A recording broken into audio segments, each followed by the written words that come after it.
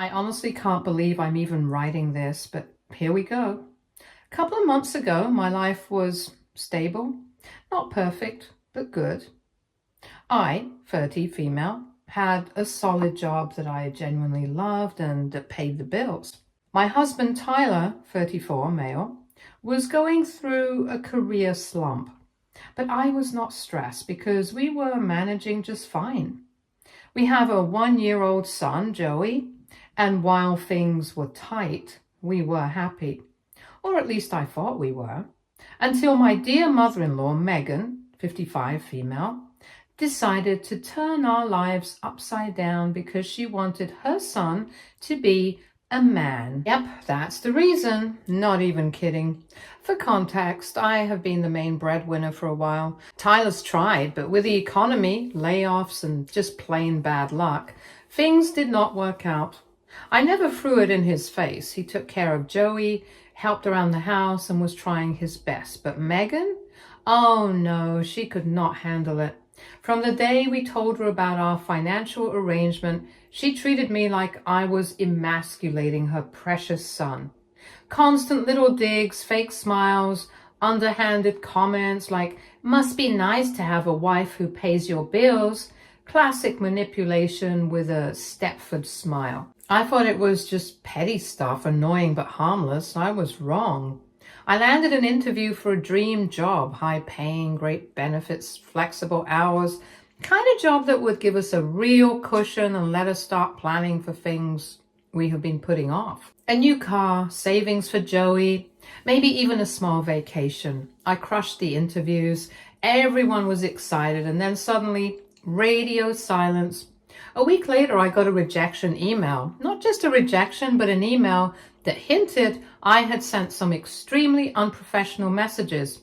I was horrified. I never sent anything like that. Fast forward a few days, Tyler found out from his own mother that she had created a fake email account, impersonated me, and sent those emails to tank my opportunity. Let me say that again. She sabotaged my job application by pretending to be me and trashing the company. When Tyler confronted her, she did not deny it. She said it was for the greater good. According to her, if I was not working, it would wake Tyler up and push him to become the provider God intended him to be. Excuse me? I was shocked. I felt violated, betrayed. She deliberately crushed a career opportunity to play out her old school fantasy of turning her son into a 1950s sitcom dad. And she thought I'd be grateful in the long run. Tyler lost it.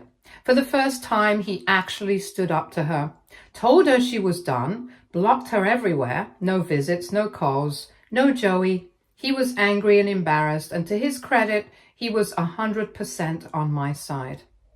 At first, Megan stood firm on her twisted logic. She actually said she would do it again because she believed it was the only way to save our marriage. But then reality hit. Money started getting tight. I was applying to jobs non-stop, but I had not found anything. Tyler was doing what he could, freelance stuff, odd jobs, but it was not enough. Eventually, he reached out to Megan, not to apologize, but to ask if she could help us out a little financially. You know what she said? "I will help, but only if I can be back in Joey's life." She had the audacity to use our son as leverage. She acted like she was being generous, like she was swooping in to save the day. Suddenly, she was sorry. Suddenly, it was all a misunderstanding, and she did not mean for it to go so far. Yeah, right. She just did not expect her son's eye-opening moment to look like him asking her for cash. Now she's sending these fake sweet messages about family and healing, pretending like she did not go full Bond villain just a month ago. She's even twisting the story to make it sound like she was just trying to help us get closer. Manipulator party of one. I told Tyler, no, absolutely not. If she wants to give money, fine. But she does not get to access Joey or to me or to our home. You do not get to sabotage my life and then buy your way back in when your plan flops. Tyler supports me, but I can see the guilt building up. He's tired, stretched thin, and deep down, he still wants his mom in his life. He started suggesting maybe we let her visit just once, or maybe she did not realize what she was doing. But she did. She knew exactly what she was doing. And now I feel torn. I am standing my ground because I have to protect myself and my son. But I see what it's doing to Tyler. We are barely getting by. We are stressed, exhausted, and I know he hates the tension. Still, if I let her back in, what message am I sending? That she can burn everything down and be welcomed back the moment she dangles a few dollars? I do not want to teach Joey that love comes with strings attached, or that family loyalty means forgiving betrayal without accountability. So now I'm asking the internet, aita for refusing to let my mother-in-law back into our lives after she got me fired and only apologized when her plan did not work out. Update 1. It has been a few weeks since my last post, and I wanted to give an update because, well, my mother-in-law pulled another stunt. The good news first, I found a new job, not quite the dream job I lost, but still a great position with a decent salary and awesome co-workers. I have been settling in, learning the ropes, and honestly, it feels like a fresh start. We are finally back on stable ground financially, and the stress in our house started to lift. Tyler was thrilled, and things were slowly returning to normal. Then Megan found out. Somehow, someone in her extended circle mentioned that I was working again, and just like that, she started trying to worm her way back into our lives. She sent us flowers, gift cards, and even a ridiculously over-the-top care package for Joey. All of it went straight in the trash. I was not falling for her performance again. But here's where it gets worse. At my new job, we had this welcome event where they introduced new hires to some of the company's partners and senior staff. It was a low-key meet and greet, and everyone was super friendly. But the day after, my boss called me into her office looking concerned. She said someone had left a voicemail claiming to be a concerned relative, warning the company that I was unreliable and had a history of creating conflict in the workplace. I was horrified. The message was anonymous, but I did not need a detective to figure it out. Megan had done it again. The phrasing, the guilt-laced tone, the whole, this is for her own good language. It screamed her. I could not prove it, of course, but come on. Who else would do that? None of my relatives would ever. Thankfully, my boss did not take it seriously. She said she will consider this fake because of all the references said otherwise when they were asked about my workplace behavior and performance. I told Tyler everything that night. He went dead silent for a few minutes and then said, "She's never meeting Joey again." He meant it. He hasn't spoken to her since. So yeah, I have a job now. Things are okay, but Megan, she's made it very clear that she will do whatever it takes to keep me from taking over her son's life. Even if it means sabotaging my career again. I'm keeping everything documented now just in case. It hurts that someone could be so obsessed with control that they would rather see us struggle than see me succeed. Update 2. So I thought the last time would be the end of it. After Megan tried to sabotage my new job by anonymously calling my employer, we decided to go fully no contact. No messages, no visits, no chances. I blocked her on everything, and Tyler agreed. He was angry, heartbroken, and ashamed that his own mother could stoop so low. We both needed peace, and for a little while, we had it. But peace does not last long when Megan's involved. About a week ago, Joey's daycare called us in a panic.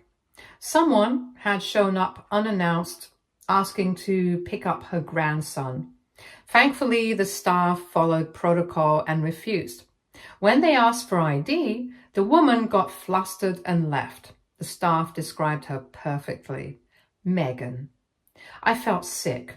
I don't know if she thought she could scare us or somehow rescue Joey from our home life. But either way, she crossed a huge, terrifying line trying to take our child without permission. That's not just controlling, that's dangerous. Tyler was done, like done. He drove straight to her house without saying a word to me, stayed for less than 10 minutes, and then came home. I asked what happened. He said he told her if she ever came near us or Joey again, he'd involve the police. He said he saw a side of her he could not unsee, that she was no longer just a difficult mom, she was unhinged. Then he did something I did not expect. He called a lawyer. He's in the process of drafting a formal cease and desist. We're also updating Joey's daycare pickup list, installing a camera outside our apartment, and letting close friends and neighbors know not to engage with Megan if she shows up. I did not want it to come to this, but after that stunt, there's no question anymore. She's not just a manipulative mother-in-law, she's a threat. Tyler broke down that night. He kept apologizing over and over again for not seeing it sooner, for not protecting me earlier, for letting things get this far. But honestly, I do not blame him. He's hurting too. It's hard to accept that your own parent is willing to hurt your family just to feel in control. We are safe. Joey is safe. But the damage she's done emotionally is going to take time to heal. So now we are rebuilding, not just financially, but emotionally. And this time we're doing it without her anywhere near our lives. Joey will not grow up around that kind of chaos. He'll know what safety, boundaries, and love look like. Update 3. Just when we thought things had finally gone quiet, Megan found a new way to creep back in. Handwritten letters, yep, old school, dramatic, scented paper, emotionally manipulative letters. She mailed one to our apartment, and then another, and then one to my workplace. The tone shifts wildly. Some letters are apologetic, claiming she only wants the best and misses her grandson dearly. Others are full of guilt-tripping, like, one day Joey will ask why you kept him from me, and a mother's love shouldn't be punished. We did not respond. We did not even open most of them after the first one. Straight into a folder, just like the rest of her behavior. But it is exhausting. It's like she's incapable of respecting boundaries. She always finds some way to push back in. Even if we made it very clear she's not welcome anymore. We are already dealing with enough. New job, childcare, trying to emotionally recover from everything she's done. And now we have to deal with letters showing up like emotional bombs in our mailbox. It is not caring or touching. It is harassment disguised as affection. Tyler's talking to our lawyer again. If this continues, we are moving forward with filing a restraining order. We did not want to take it there, but Megan refuses to let go. We are mentally and emotionally drained. Every time we try to move forward, she yanks us backward into her chaos. We do not hate her. We just want peace. But at this point, it feels like the only way to get that is to legally force her to leave us alone. Update 4. This will be my last update, and honestly, it feels good to say that. After everything Megan put us through, we decided it was time to leave. We did not announce it or talk to anyone in the family about our plans. We packed up and moved to a different state. The decision was not easy, but it was necessary. We were tired of looking over our shoulders and wondering what Megan would do next. She had already crossed multiple lines, and after the daycare incident, we weren't willing to risk another situation like that. We found a new place in a state where we have no mutual connections with her. We changed our phone numbers, deleted old social media accounts, and made sure all our information was private and secure. We have been here for about a month now. I luckily got to keep my job. I just got transferred to a new location. Tyler also found a job a few weeks after we moved. It is full-time, permanent, and something he's genuinely interested in. He's earning well and feels good about contributing again. Joey is enrolled in a new daycare. We made sure the staff is aware of our situation and provided a list of approved pickup contacts. Megan's name is nowhere on it. We also gave them a photo of her and told them to contact us immediately if anyone unfamiliar ever comes asking about Joey. As far as we know, Megan still has no idea where we are. We have not spoken to her, and neither has Tyler. A few relatives tried reaching out after noticing we were suddenly gone, but we kept it vague and said we just needed a fresh start. No one in Tyler's family knows our new address, phone numbers, or where we work. We have taken all the steps to make sure she can't interfere again. If she somehow does, we already have everything documented and are ready to take legal action immediately. But for now, it is quiet, and we are just focusing on moving forward. Story 2. I'm still processing what happened at my son's graduation 3 days ago. My ex-wife decided to make a scene, and now our entire family situation is blown wide open. Natalie and I divorced 4 years ago when Jake was 14 and Emma was 12. What nobody knew was the real reason we split. Natalie had been having an affair with her coworker Mark for 8 months before I found out. When confronted, she said she was following her heart and moved in with Mark within a month. We got 50-50 custody through mediation, but Natalie started canceling her time more frequently. First, occasional weekends when she and Mark wanted trips, then regular weekdays for Mark's work events. By year 2, I had the kids 70% of the time. The kids noticed. Jake got resentful about Mom's other priorities. Emma was more forgiving, but started commenting on Mom always being busy with Mark's stuff. By year 3, Natalie treated custody like it was optional. She'd take them 2 nights instead of 3.5, skipping weekends if Mark had plans. The kids adapted by assuming they'd be at my place most of the time. It naturally became their primary home. I never modified the custody agreement because the informal arrangement worked and I didn't want more conflict. The real shift happened 18 months ago when both kids started actively choosing my place during Natalie's scheduled time. Jake would text about projects needing his computer set up at his dad's house. Emma would say she'd made plans with friends to meet at Dad's. Looking back, I can see how Natalie felt like she was losing them. But I was just being a consistent parent. I went to every school event, game, and parent conference. When sick, they wanted Dad's house because they knew I'd be there, not juggling their needs with Mark's schedule. Jake's graduation last weekend was at the football stadium. I saved seats for Natalie and Mark, my parents and my sister's family. Natalie arrived 20 minutes before the ceremony in a clearly bad mood. She barely acknowledged my parents, made passive-aggressive comments, and when Jake's name was called, she told my mom how proud she was of the son she raised despite everything. After the ceremony, families were taking pictures. That's when Natalie made her move. She pulled Jake aside. But we could all hear her speech about how much she loved him, how hard she'd worked to be a good mother, even when others tried turning him against her. She said she knew he'd been spending more time at Dad's house, but she understood he'd been brainwashed and didn't blame him. The whole family went quiet, but Jake, 18 and done with his mom's drama, told her nobody brainwashed him. He chose to spend time at his dad's because his dad was actually there.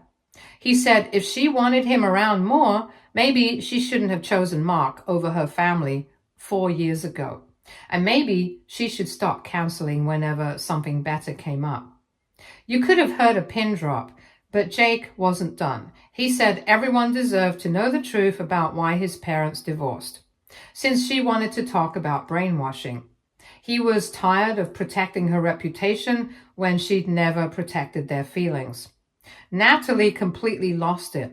She started yelling that Jake didn't know what he was talking about, that I'd poisoned him, that she'd been nothing but devoted. Mark physically pulled her toward the parking lot while she kept shouting.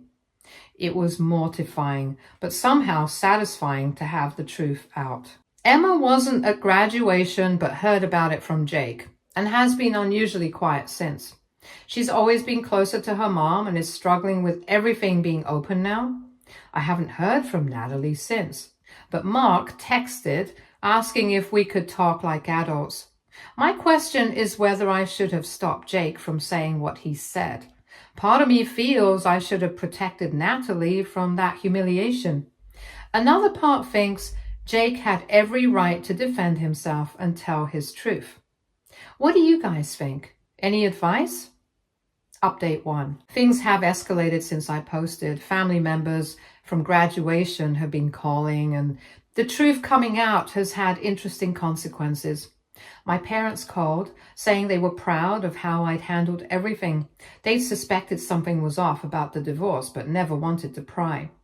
My sister was less diplomatic, saying she'd noticed Natalie barely interact with Jake and Emma at family events. The bigger development was Emma coming to me asking to talk.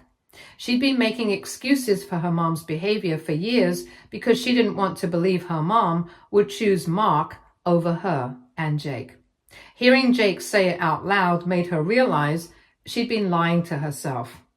Emma listed heartbreaking examples, how her mom would promise to help shop for homecoming dresses and then cancel for Mark's work events.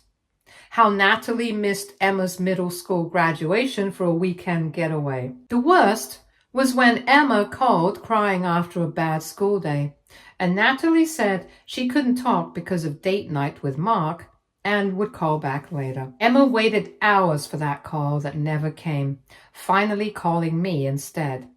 Emma said she'd convinced herself her mom was just busy, but hearing Jake lay out the pattern made her realize she'd been making excuses for someone not prioritizing her kids. She asked if she could skip her mom's scheduled time this week to think.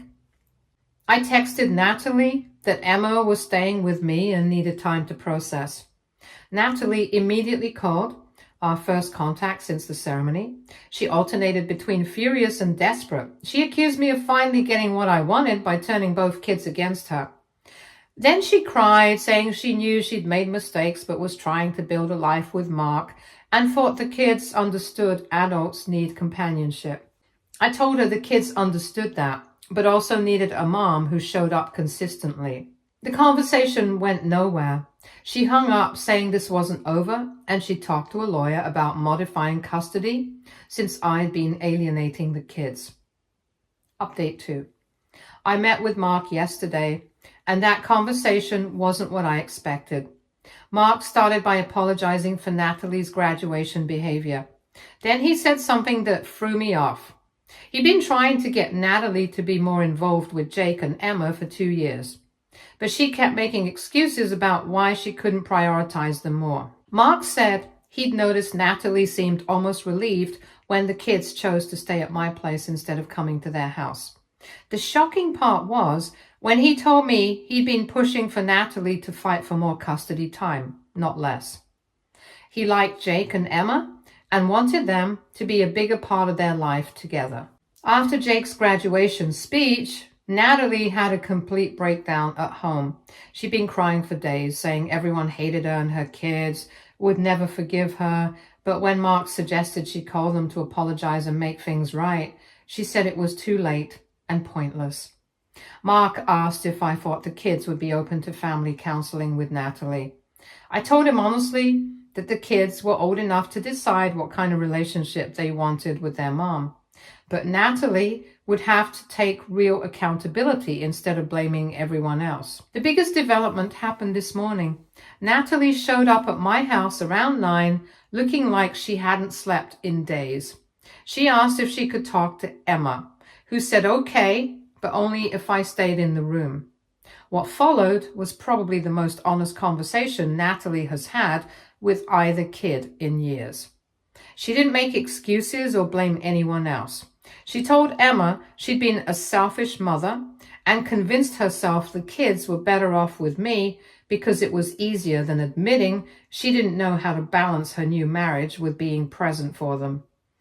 Natalie said she'd been so focused on making Mark happy and proving their relationship was worth blowing up our family for, that she'd forgotten her kids needed her to show up regardless of what else was happening. She was ashamed of how she'd handled everything, and Jake was right to call her out. Emma asked why she'd blamed Dad and Jake for brainwashing instead of just admitting she'd messed up. Natalie said she was embarrassed and defensive and lashed out instead of taking responsibility.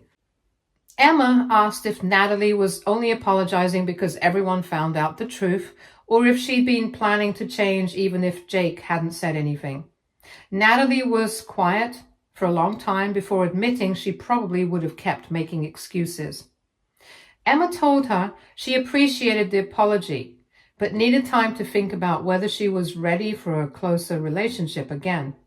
She'd spent too many years getting disappointed and making excuses for Natalie's choices, and wasn't sure she trusted that things would actually be different this time. After Natalie left, Emma asked if I thought people could really change. I told her some people could, but actions mattered more than words. And it was okay to protect herself while figuring out what she wanted her relationship with her mom to look like. Update 3. Okay guys, so the drama has officially reached peak levels. Natalie's attempt at making amends lasted exactly 4 days before she completely imploded again. But this time the fallout is affecting more than just our immediate family. It started 3 days ago when Natalie called asking if she could take Emma out for a mother-daughter day. They were supposed to leave at 10 in the morning and be back by dinner time.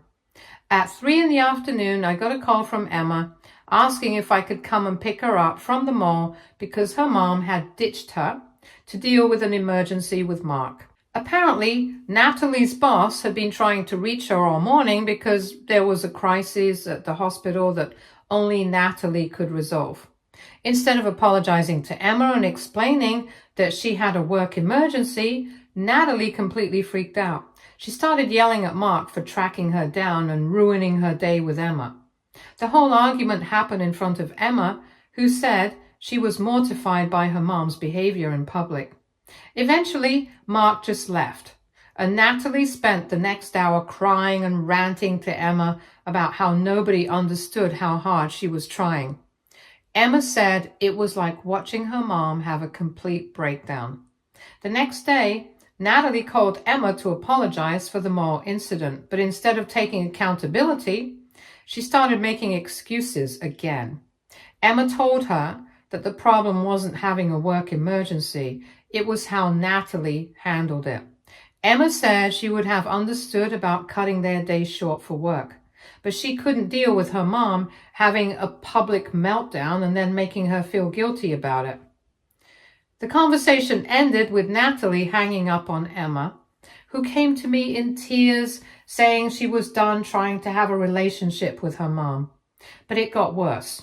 Yesterday, my sister called to tell me that Natalie had reached out to several family members asking them to talk to Jake and Emma about giving her another chance.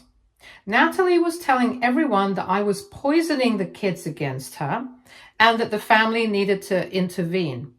My mom was not having any of it. She told Natalie that she'd watched me bend over backwards for 4 years to facilitate the kids' relationship with their mom, and that Natalie's problems with Jake and Emma were entirely of her own making. My sister was even more direct, telling Natalie that the family had been politely ignoring her obvious lack of involvement with the kids for years. The final straw was this morning when Natalie showed up at Jake's job demanding to talk to him. Jake's manager had to ask Natalie to leave because she was disrupting the store. Jake called me afterwards, absolutely furious, and said he was done with his mom's drama. I don't even know what to do at this point. Natalie has managed to blow up any chance she had of repairing things with the kids, and now she's alienated the extended family too. Mark texted me this morning saying he's considering whether his marriage can survive Natalie's inability to take responsibility for her own choices. Part of me feels bad for Natalie because she's clearly struggling, but another part of me is just exhausted by the constant drama she creates whenever she doesn't get the response she wants. The kids are both doing well and seem relieved to have clear boundaries, but I hate that they're having to deal with this level of dysfunction from their own mother. I guess the silver lining is that everyone now sees the situation clearly, and Jake and Emma don't have to pretend anymore or make excuses for behavior that was never okay. Stay tuned for more stories from our girl relationships.